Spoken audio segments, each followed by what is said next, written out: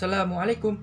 Selamat datang di video ini. Saya Azlan Al-Isyraq kelas 11 MIA 1 SMA Negeri 1 Padang.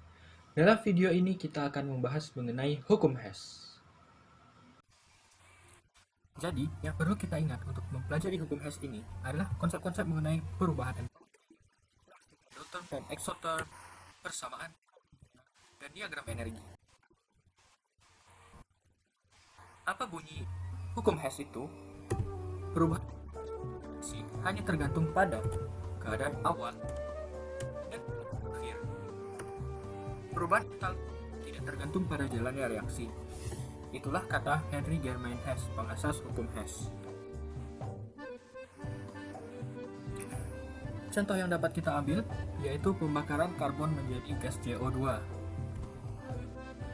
Persamaan reaksinya, karbon direaksikan dengan oksigen menghasilkan CO2 dengan delta H-nya kita sebut A ditambah B kilojoule. Tapi bagaimana jika oksigen yang kita berikan ini setengah dulu, nanti baru diberikan setengah lagi? Pembakaran dua tahap. Yang pertama, tahap pertama kita reaksikan karbon dengan setengah O2 hasilkan CO. Kita sebut delta H-nya A kilojoule. Lalu tahap 2, CO direaksikan dengan setengah O2 lagi menghasilkan CO2 dan kita sebut delta H-nya B kilojoule. Kita lihat reaksi keseluruhannya dari karbon CO2 berarti delta H-nya A ditambah B kilojoule. Dan ternyata pembakaran langsung pun delta H-nya juga A ditambah B kilojoule. Itulah maksudnya delta H-nya hanya bergantung kepada kondisi awal dan kondisi akhir.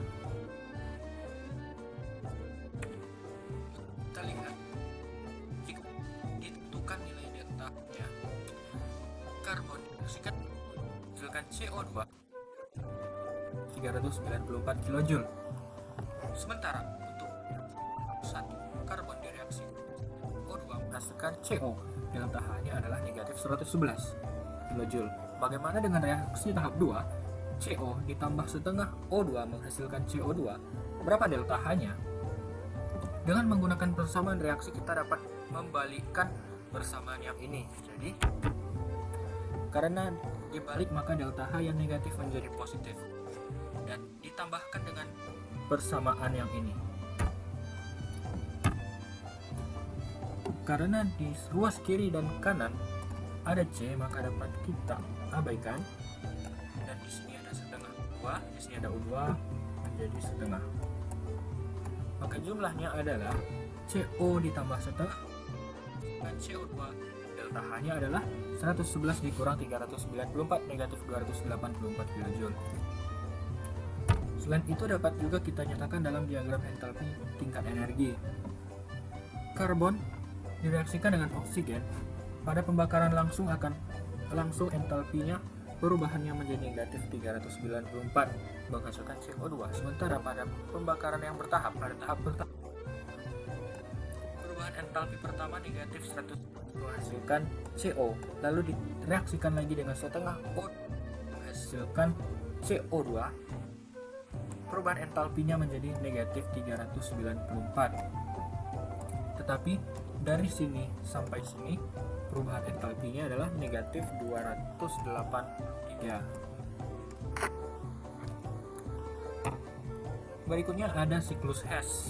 Sama seperti tadi, dari karbon direaksikan dengan oksigen pada pembakaran langsung menghasilkan CO2, delta H-nya adalah negatif 394 kilojoule. Tetapi pada pembakaran bertahap menghasilkan karbon monoksida terlebih dahulu dengan delta 11 kilojoule.